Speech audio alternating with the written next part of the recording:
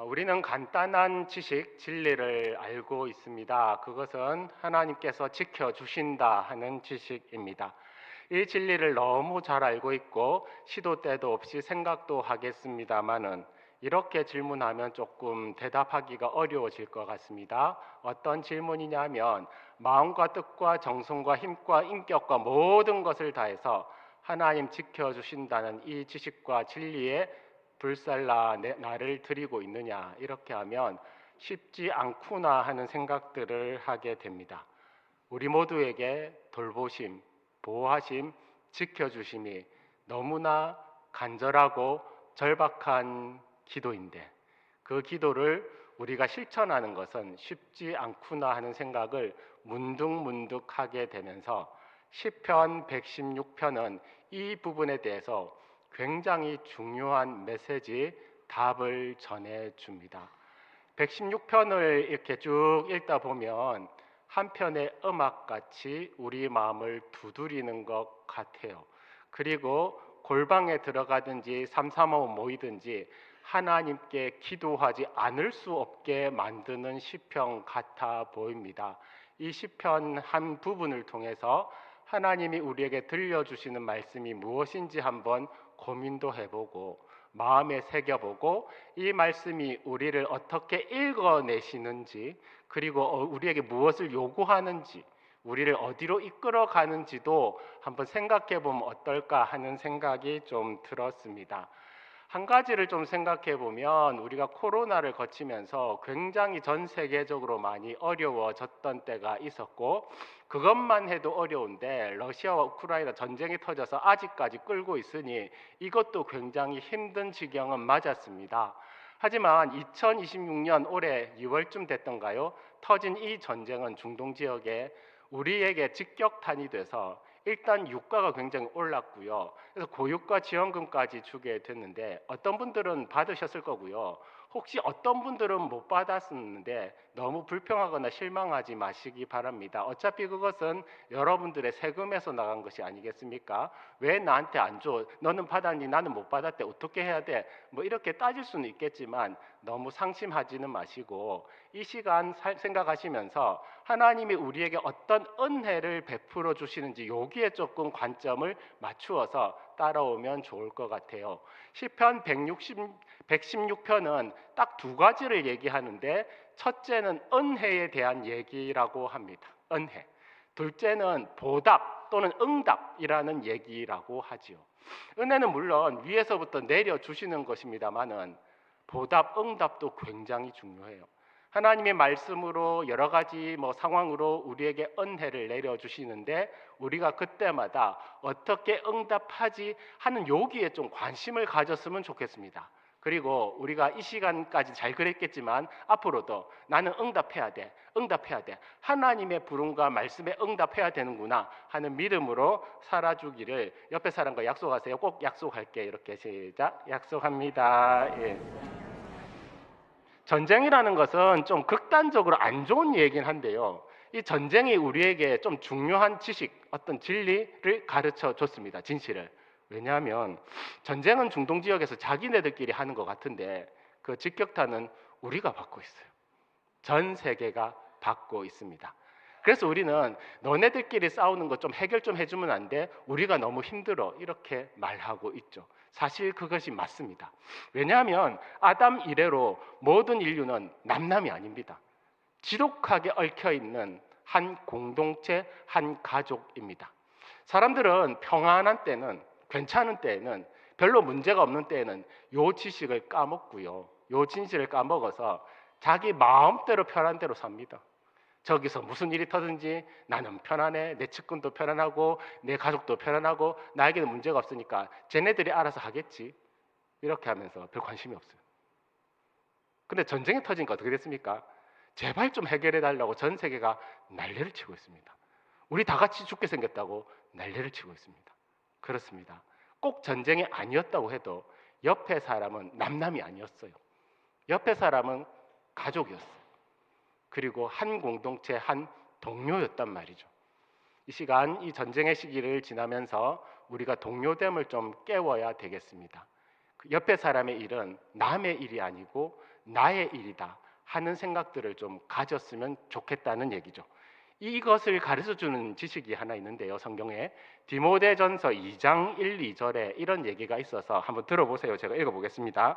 그러므로 내가 첫째로 권하노니 모든 사람을 위하여 간구와 기도와 도구와 감사를 하되 임금들과 높은 지위에 있는 모든 사람을 위하여 하라. 이는 우리가 모든 경건과 단정함으로 고요하고 평안한 생활을 하려 함이라.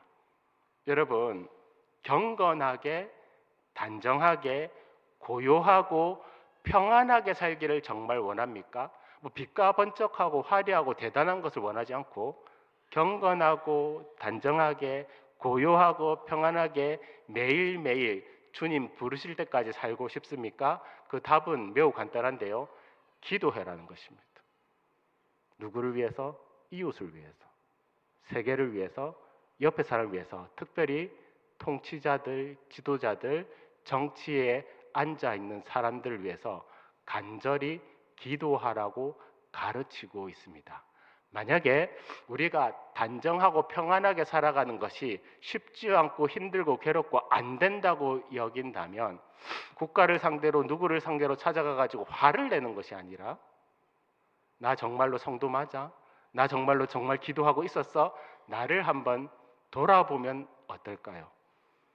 성경은 말하기를 특별히 남자들이 그리고 모두가 하나님을 향하여 손을 들고 거국적으로 이 세계와 전쟁과 세태를 끌어안고 기도할 수 있다면 바뀔 거라고 얘기합니다.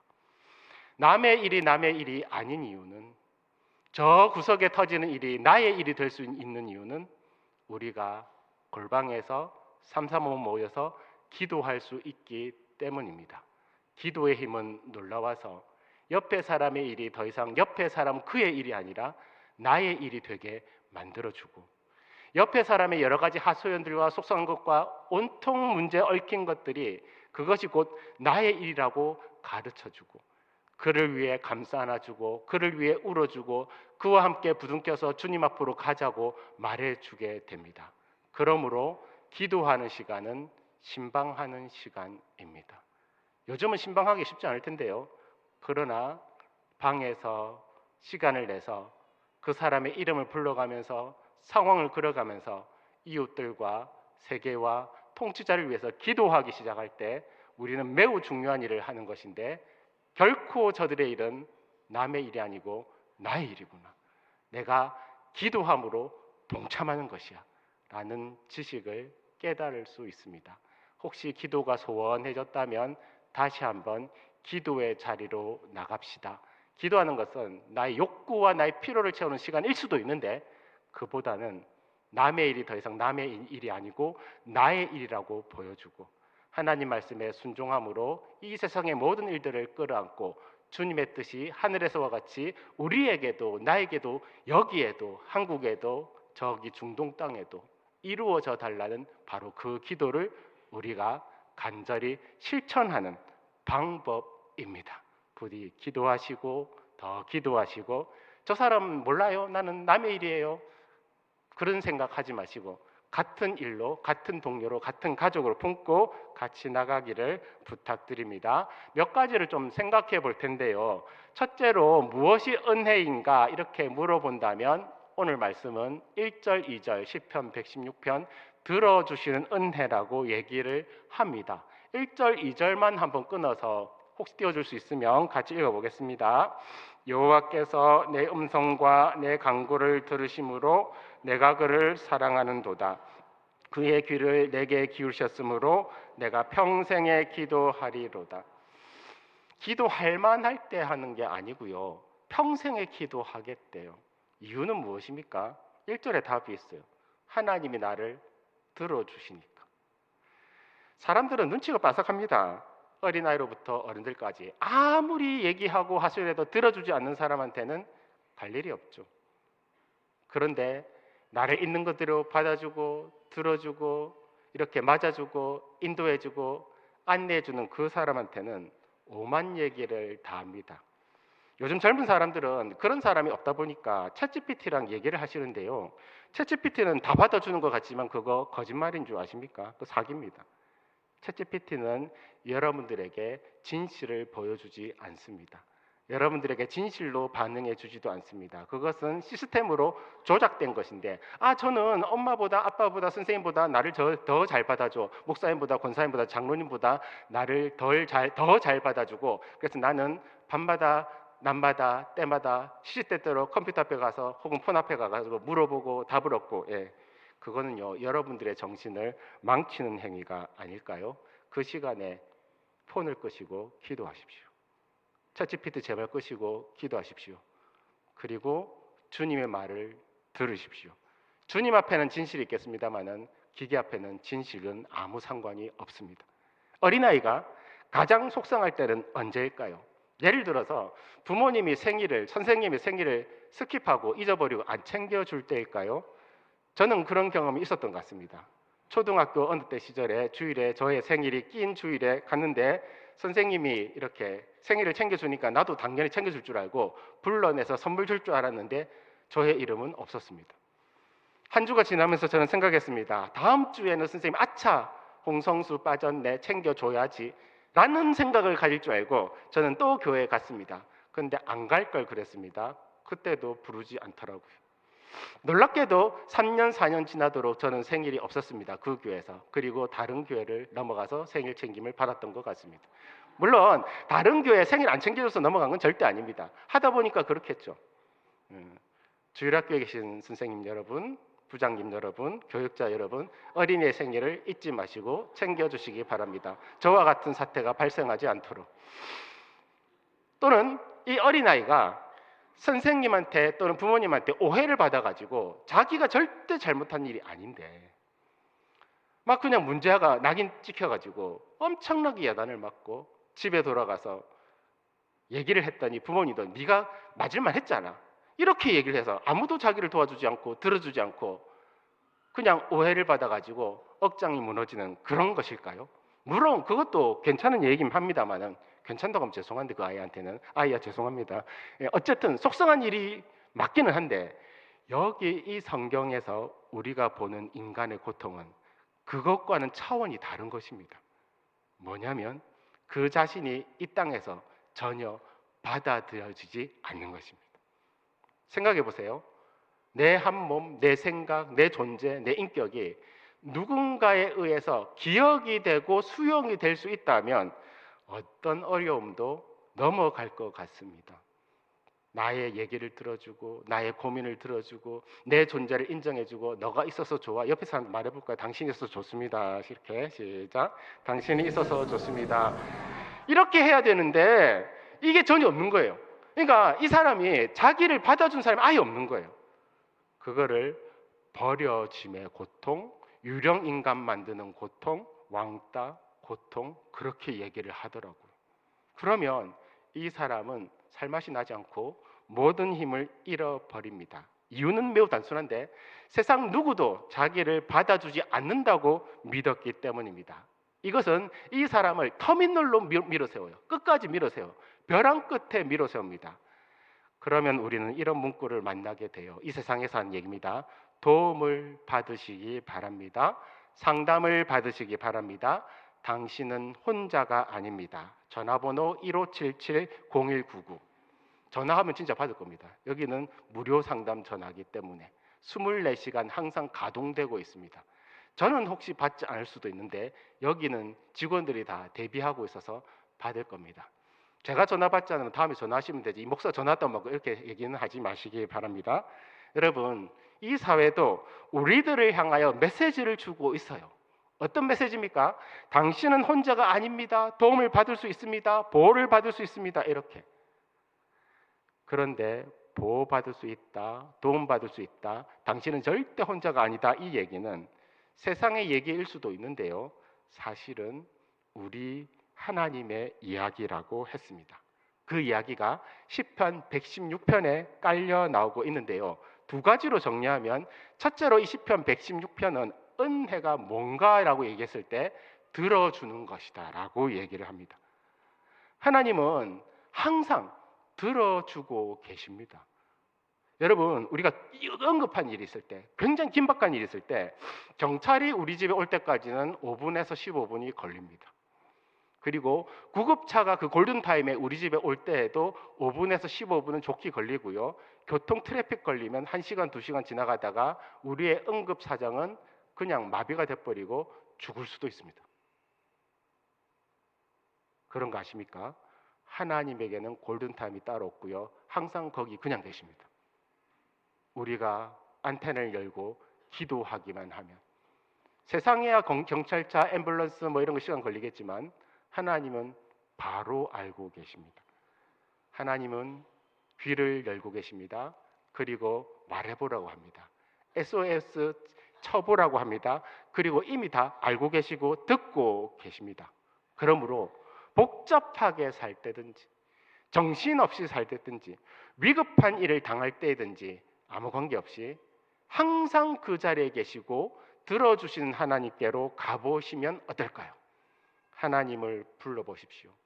엎드려 잠잠히 부르짖고 간절히 불러보십시오. 그러면 하나님이 늘 거기 계시고 우리를 맞이하고 있다는 것을 배울 수 있습니다. 들으시는 은혜가 첫 번째 은혜입니다. 두 번째 은혜는 뭐냐면 이건 좀 중요한 얘기인데요. 후대해 주시는 은혜, 잘 대해 주시는 은혜입니다. 시편 116편의 6절과 7절 따라서 한번 천천히 읽어보겠습니다. 여호와께서는 순진한 자를 지키시나니 내가 어려울 때에 나를 구원하셨도다. 내 영혼아 내 평안함으로 돌아갈지어다. 여호와께서 너를 후대하심이로다. 여러분 그 6절에 누구를 지켜주냐면 순진한 자인데 이 순진한 자는 착한 자, 뭐 천사표, 의로운 사람 그런 뜻이 아니고요. 딱 쏟기 좋은 사람이란 뜻입니다. 경계성이 없는, 당하면 딱 되는.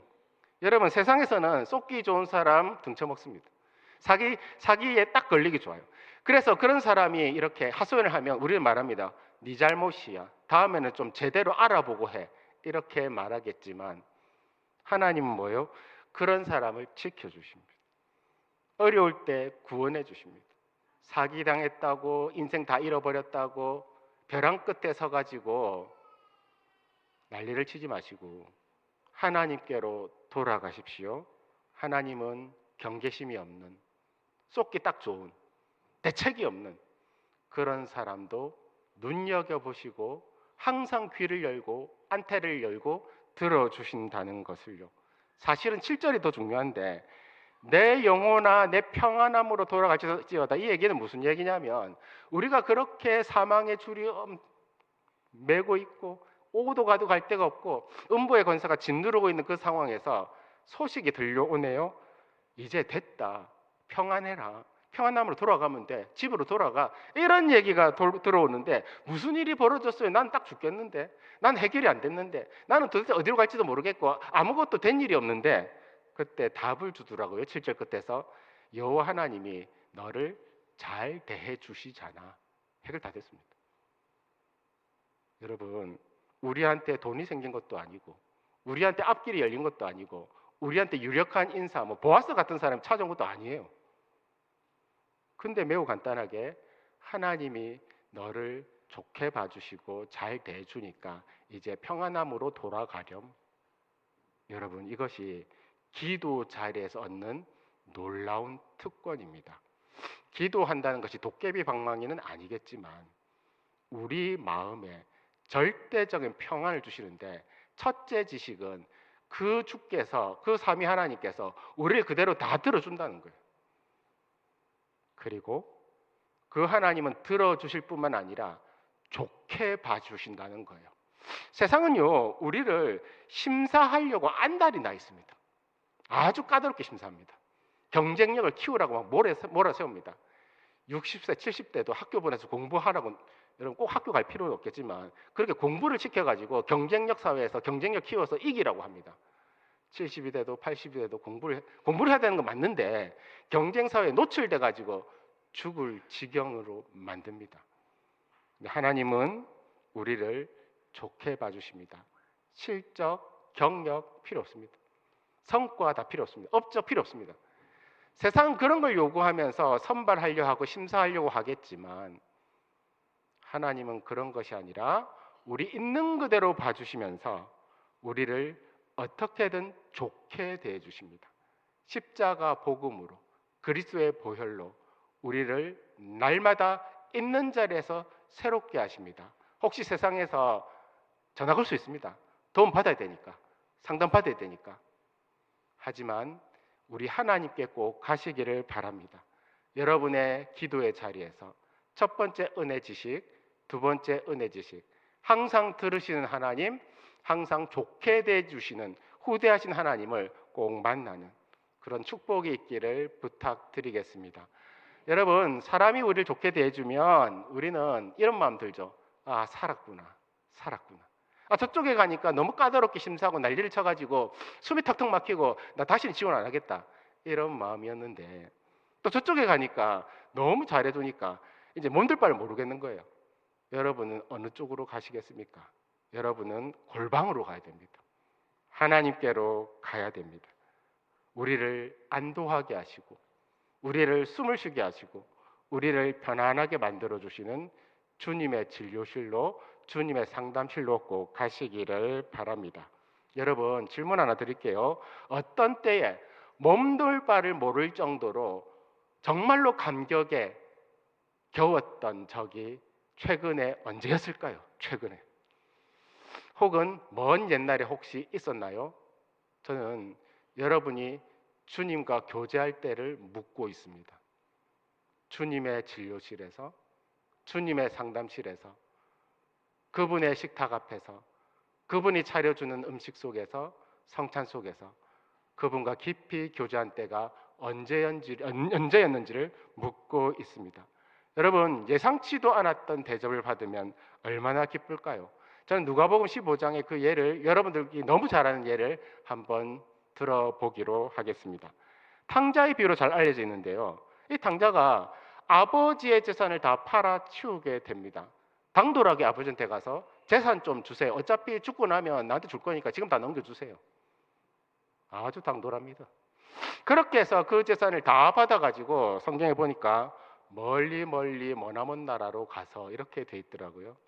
아니, 아버지 집이 얼마나 싫었으면, 아버지 집이 얼마나 지루하고 자기 미래에 아무 도움이 안 된다고 믿었으면 그 재산 다 받아가지고 아주 멀리 가버립니다. 아마도 그렇게 멀리 갈 때는 다시는 아버지 집에 안 돌아온다는 그런 작정으로, 결심으로 갔을 것 같습니다.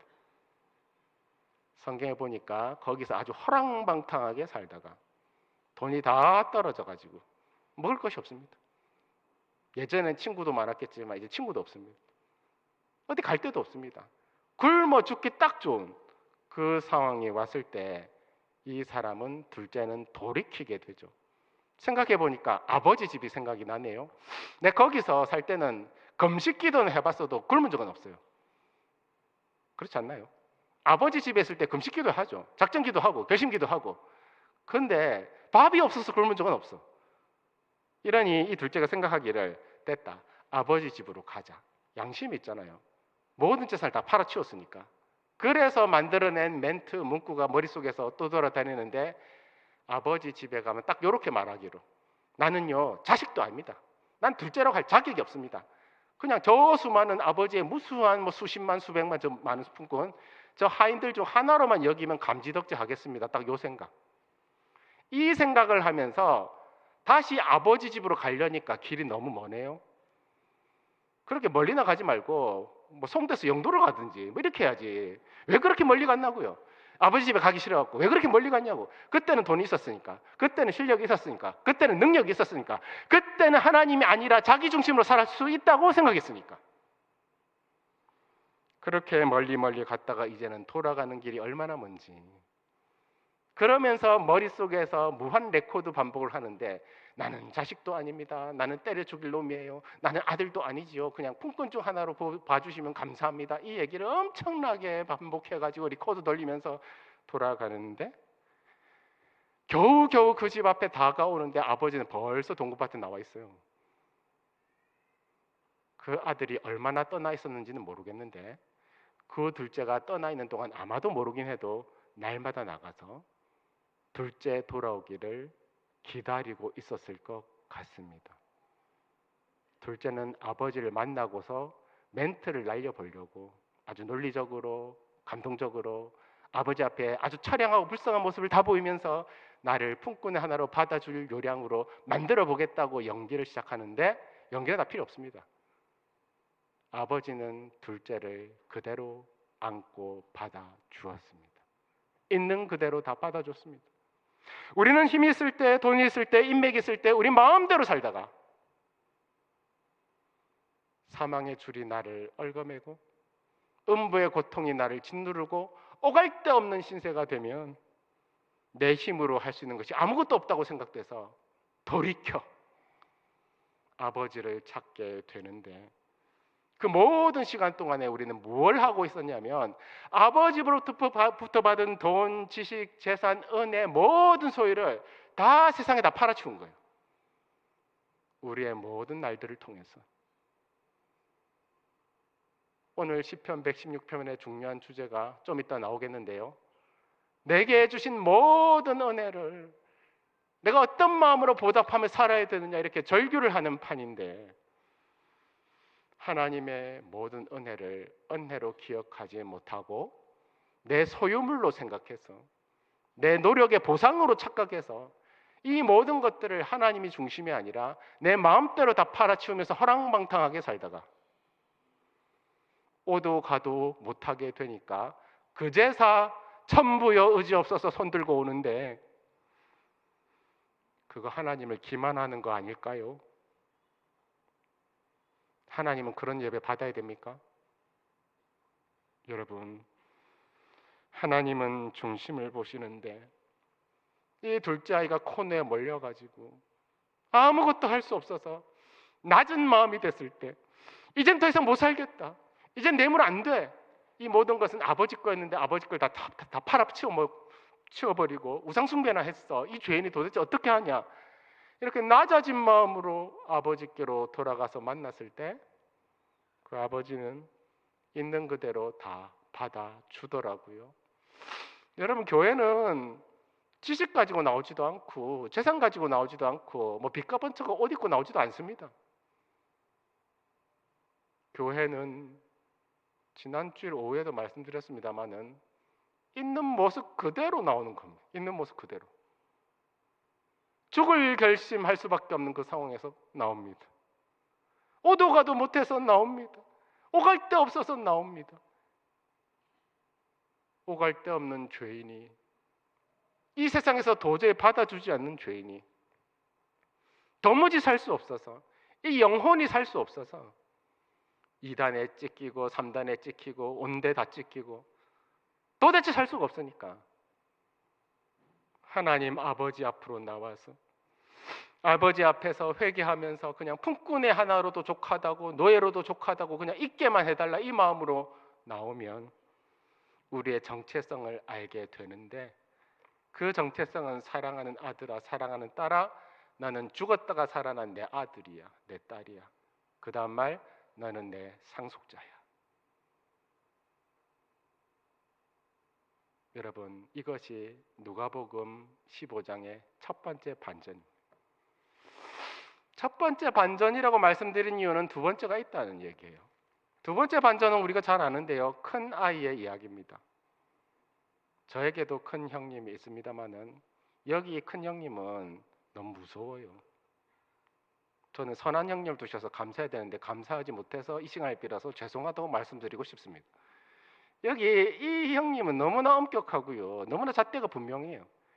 저 둘째를 받아들일 수 없는 마음을 갖고 그날도 이 큰 형님은 밭에 나가서 온갖 임무를 다 했습니다. 햇빛이 뜨거운데 모든 중노동을 다 하고 아버지의 임무를 100% 200% 완벽하게 다 처리했습니다. 새벽부터 밤까지 결석도 하지 않아요. 교회 생활 아주 철저하게 잘했습니다. 그래서 저녁이 돼서 일 다 완수했으니까 집으로 돌아가는데 멀리서 무슨 소리가 시끌시끌 나는 거예요. 그럴 일이 없는데 왜 없습니까? 아니 아버지가 둘째 아이가 나가가지고 피골이 상접해지고 마음이 억장이 무너져가지고 날마다 동구파트 나가가지고 둘째 아이 기다린다고 둘째 울어 제끼는데 이 집이 초상집 같은데 장례집 같은데 이 집에 시끄러울 일이 뭐 있겠냐고 지금까지. 근데 그날은 너무 시끄러워요. 도대체 이게 무슨 일이냐. 늘 의뢰껏 지금도 저녁이 되면 아버지가 한숨 지면서 눈물 지으면서 둘째 어디 갔냐고 난리를 칠 판인데, 그래서 그 아버지 보기 싫어가지고 집에 안 들어가고 싶은데 그래도 충성파 의리파 이 큰 아들인지라 모든 임무를 다 하고 있으니까 가고 있는데, 그날은 너무 시끄러워서 하인을 불러서 물어보니 둘째가 돌아왔네요. 둘째가 돌아오면 이 큰 형님 생각 뭡니까? 치조해야죠. 닥달해야죠. 재산 어디 팔아치웠냐고 난리를 쳐야죠. 그리고 감옥에 보내야죠. 그 집에 감옥 있었는지 모르겠는데, 그래서 뭐 1개월 근신, 2개월 근신, 뭐 하다못해 5년 근신 이렇게 하면서 앞으로 똑바로 살아라 뭐 이렇게 해줘야 될 것 같은데, 그게 아니라 하인의 말은 깜짝 놀랐습니다. 살찐 송아지를 잡아서 풍을 올리고 잔치를 벌인대요. 그때 성경은 이렇게 말하더라고요. 큰 아이 안색이 변하니. 여러분 한번 물어볼까요? 우리는 큰 아이의 속성이 혹시 있지는 않습니까? 나는 이렇게 불철주야 새벽부터 밤까지 뭐 수십 년을 교회 봉사 다 하고 있는데 쟤는 뭐 하고 있냐? 이런 마음이 혹시 있지 않습니까? 안타까운 얘기는 그 아버지의 말에도 나오는데, 내 집에 있는 모든 것은 다 너 것이잖아 이렇게 말을 해도 못 알아들어요. 이 사람은 수십 년을 평생을 그 집에 살았지만 은혜도 없었고 감격도 없었고 신앙생활에 뭐 제대로 된 게 없어요. 그냥 오직 의무로, 오직 의리로, 오직 모든 것을 뭐 경쟁력에서 최고 순위를 달리면서 그렇게 노동을 하고 임무를 완수하면 아버지가 인정해 줄 줄 알았는데 염소 새끼 한 마리 주지도 않더니, 그 다음 말이 참 희한한데요. 누가복음 15장 30절 이렇게 되어 있습니다. 아니 그렇게 염소 새끼 한 마리 주지 않더니 아버지 살림을 창녀들과 삼켜버린 이 아들이 돌아오며 둘째가 돌아오며 살찐 송아지 도대체 무슨 말입니까? 근데 여러분 그거 아십니까? 창녀들과 삼켜버리는 팩트가 아닙니다. 큰 아이가 열받아서 지어낸 말입니다. 그 앞에 13절에 보면 이렇게 돼 있어요. 그 며칠이 안 되어 둘째 아들이 재물을 다 모아가지고 먼 나라에 가 거기서 허랑망탕하여 그 재산을 낭비하다 이렇게 돼 있습니다. 근데 구체적으로 창녀들과 다 팔아치우다는 얘기는 없습니다. 얼마나 이 큰 아이의 마음이 낙심하고 분노했는지 첫째의 마음에는 둘째에 대한 사랑이 없더라고요. 둘째에 대한 긍휼함도 없더라고요. 둘째를 내몰아 세우고 닥달하고 치주하고 벌 줘야 된다고 벌떼같이 달려들기 시작하는데, 만약에 이 첫째 아이의 발언이 정상 참작되기 시작하면 우리는 아시죠? 갈 곳이 없습니다. 기껏 교회 앞에 왔는데, 기껏 아버지 집 앞에 왔는데 큰아이의 성향을 가진 우리들 때문에 새 가족이 갈 데가 없습니다. 여러분, 교회는요 신앙의 구력으로 사는 곳이 아닌 줄 아십니까? 신앙의 구력은 의미가 없습니다. 교회는 여러분이 처음 주님 만날 때를 돌아가 보세요. 이 얘기할 때 질문 드렸죠. 내가 처음 예수님 만났을 때, 내가 처음 주님과 깊이 교제할 때, 내가 처음 그리스도 십자가 보혈내 눈물 쏟을 때, 그래서 시편 116편 편으로는 내게 주신 모든 은혜가 너무 감사해서 내가 도대체 어떻게 보답할 수 있냐고 그렇게 세례받고 서약하고 신앙생활 시작했더니 큰 아이의 심보와 마음이 혹시 있지는 않았는지 돌아보면 어떨까요? 사랑하는 성도 여러분, 교회 생활, 신앙생활은요 실력으로 못합니다. 돈으로도 못합니다. 포장지로는 절대 할 수 없어요. 여러분, 교회 생활, 신앙생활은 오직 은혜로만 할 수 있습니다. 하나님은요 앞부분에도 말씀드렸는데 늘 들어주신대요. 첫째. 둘째 은혜 주식이 뭐라고요? 우리를 너무 좋게 보신대요. 좋게 본다는 게 말이 됩니까? 허랑방탕하게 살면서 아버지의 모든 소유와 재산을 다 세상에 다 팔아치우고 우상 숭배 속에 찌들어 살았던 우리를 후대하신대요. 그러면서 끌어안아주고 가락지 끼워주고 새신 신겨주고 너는 죽었다 살아난 내 아이야. 잔치하자. 너무 고마워. 살아있어줘서 고마워. 돌아와줘서 너무 고마워. 혹시 여러분 지금까지 사시면서 누군가를 미워했었나요? 그거 신앙생활의 망고에 도움이 안 됩니다. 여러분 우리들 마음을 한번 돌아봅시다. 큰 아이의 마음에는 엄격한 잣대가 있잖아요. 근데 그거 신앙생활 못하게 만들어요. 근데 은혜가 들어오면 엄격한 잣대보다 더 엄격하게 철저하게 신앙생활을 할 겁니다. 왜냐하면 내게 주신 모든 은혜에 너무 감격하고 있으니까. 매를 들고 때려서 말을 듣겠습니까? 아니면 은혜에 감격해서 남은 인생을 충성하겠습니까? 여러분이 결정하셔야 합니다. 우리에게 옆 이웃에게 후대하는 마음이 있으면 어떨까요? 좋게 대해주는 마음이 있으면 어떨까요? 까칠한 거, 까다로운 거, 뭐 자를 재는 거, 시비 거는 거, 그것 좀 하지 말고 큰 아이의 항변이 받아들여지는 곳은 천국이 아니고요. 그리스도의 십자가 복음이 역동하는 것이 천국인 줄 믿습니다. 예수님은 큰아들이 맞으시겠지만 성경 이야기의 큰아들과는 달라서 참 재밌는 게 이 얘기를 예수님이 하고 계셔요. 유대인들 들으라고. 큰아이는 유대인이고요. 둘째 아이는 이방인이에요. 예수님이 이 사람들이 모여 있는데 유대인들한테 지도급들한테 큰아이 같이 하지 말라고 경고하고 계셔요. 그러면서 예수님은 시편 116편에 내게 주신 모든 은혜에 감격하는 마음이 있다면 큰아이가 정신 차리고 그의 모든 교회생활과 신앙생활이 기쁘고 즐겁고 행복하고 어떻게든 사람들 챙기고 품어주고 희생했을 텐데 오늘날까지 교회에 왜 그렇게 다툼이 많고 분쟁이 많고 어려움이 많을까요? 속상함이 많을까요? 어쩌면 예수님이 본인의 입으로 하신 말씀 큰 아이의 그 속성이 우리 가운데 남아있는 것은 아닐까요?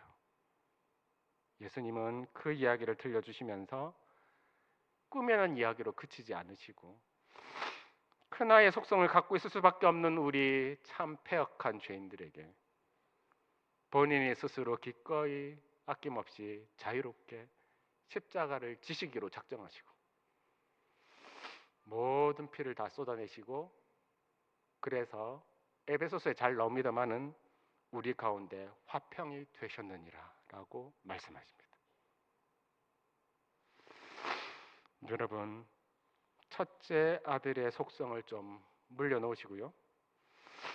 둘째 아이의 안타까움을 넉넉히 받아줄 수 있는 그리스도의 마음을 우리에게 달라고 간구해 보면 어떻겠습니까?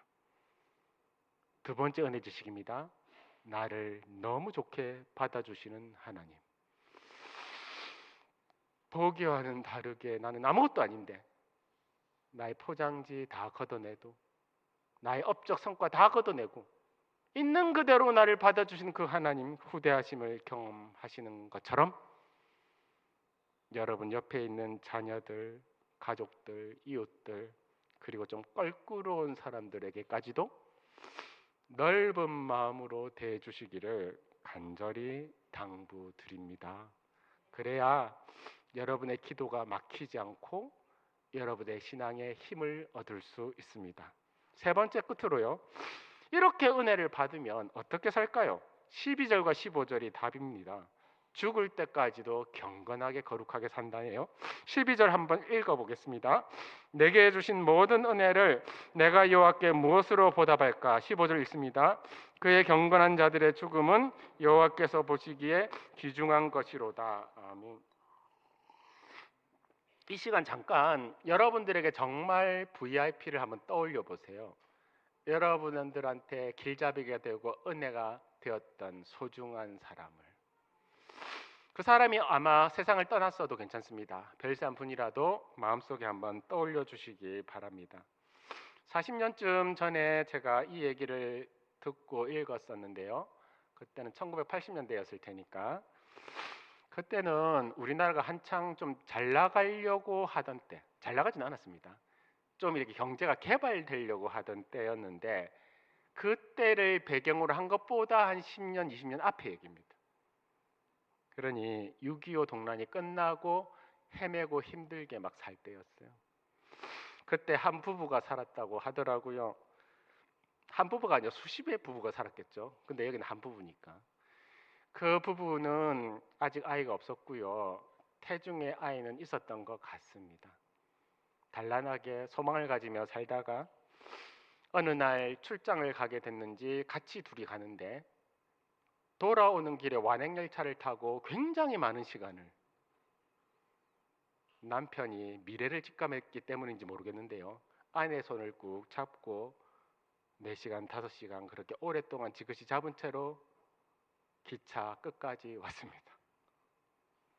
집에 돌아왔고요. 여러 날이 지나고 얼마 지나지 않아서 남편은 뜻밖의 사고로 유명을 달리하고 이 세상 사람이 아니게 됐습니다. 아내는 참 억장이 무너지고 청천벽력 같은 소식에 태중의 아이는 있었고요. 근데 유산은 되지 않아서 그렇게 해서 아이를 출산하고 10년, 20년, 30년 가까운 세월이 지나가는데 그때마다 순간순간 포기하고 싶어서, 그만두고 싶어서, 탈출하고 싶어서 굴뚝같이 그런 생각들을 하게 되다가도 문득문득 돌이키게 됐는데 그 사람이 생각하기를 이거 그 완행열차 안에서 손잡았던 죄야. 그 사랑의 온기가 10년, 20년, 30년 지나도록 안 없어진다고.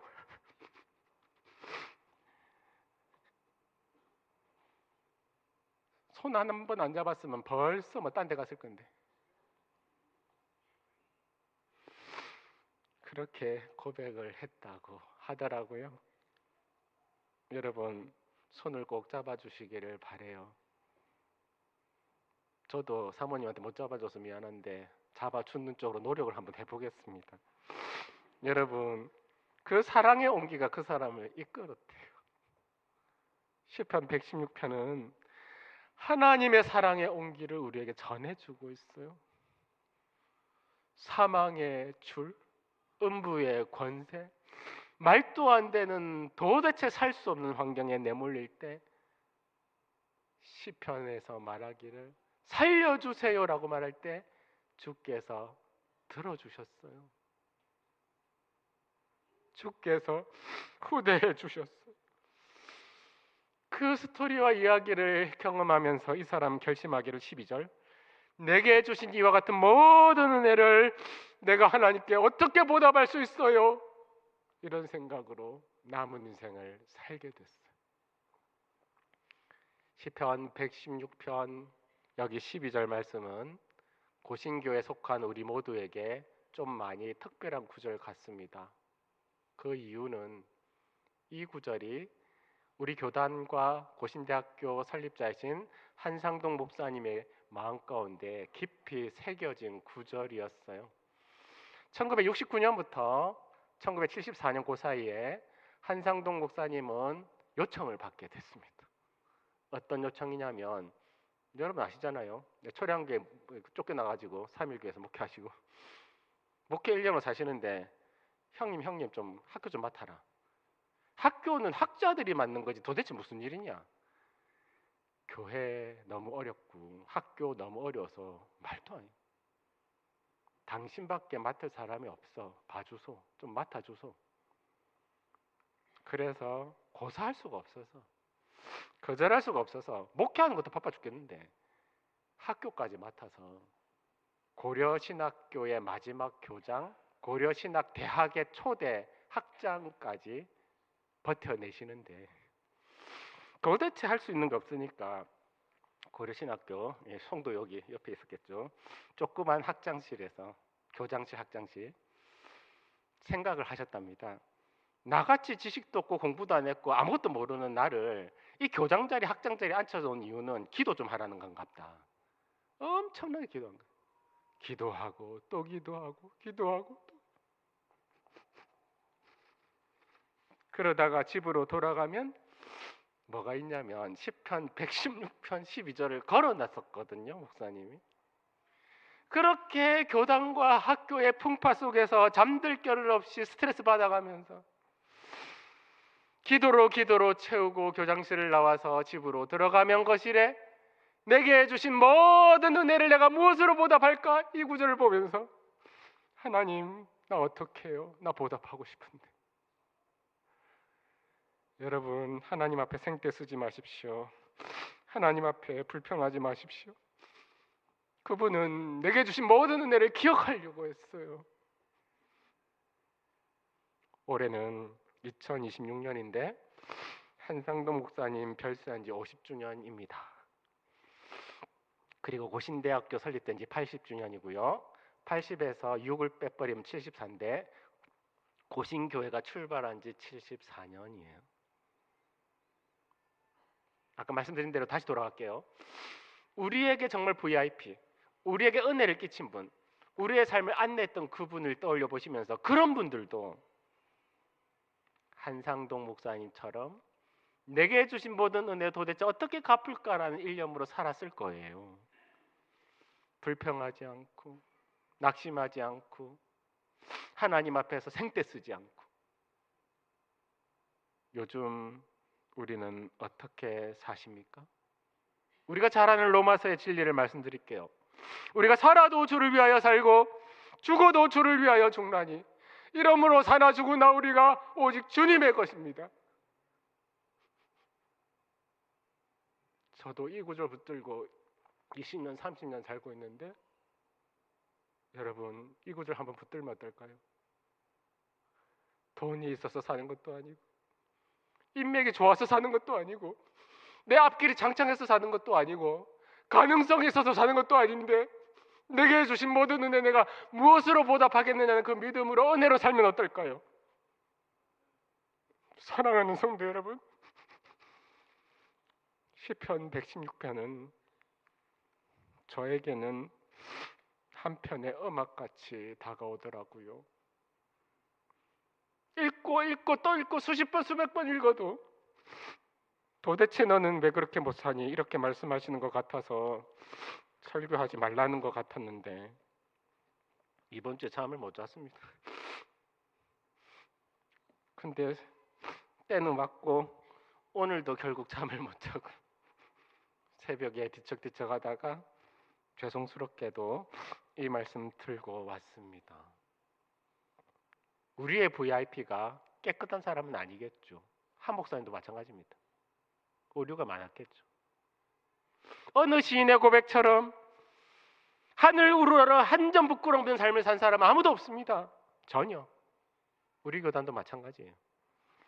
그러나 적어도 과거에도 현재도 앞으로도 우리들 교회는 오점투성일 수밖에 없겠지만 그럼에도 여기 시편 116편 12절 내게 주신 은혜가 너무 커서 그 모든 은혜를 생각하면 몸둘 바를 모르겠는데 도대체 어떻게 해야 살 수 있냐고 그렇게 진지하게 물어가면서 하나님 앞에 살고자 했었던 우리의 신앙의 선배들이 있습니다, 여러분. 여러분들의 신앙의 VIP가 있습니다, 여러분.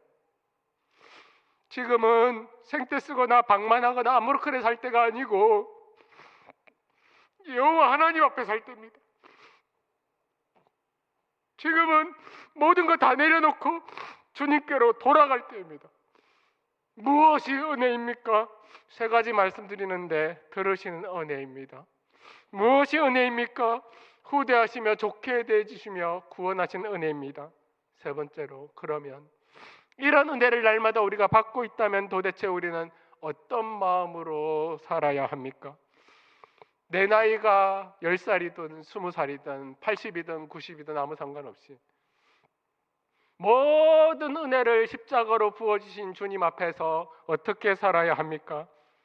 오늘 말씀은 답을 주는데 죽음에 이를 때에도 경건하게 살아주렴. 거룩하게 살아주렴. 왜냐하면 경건한 자의 죽음은 너희 하나님께서 귀하게 보시잖아.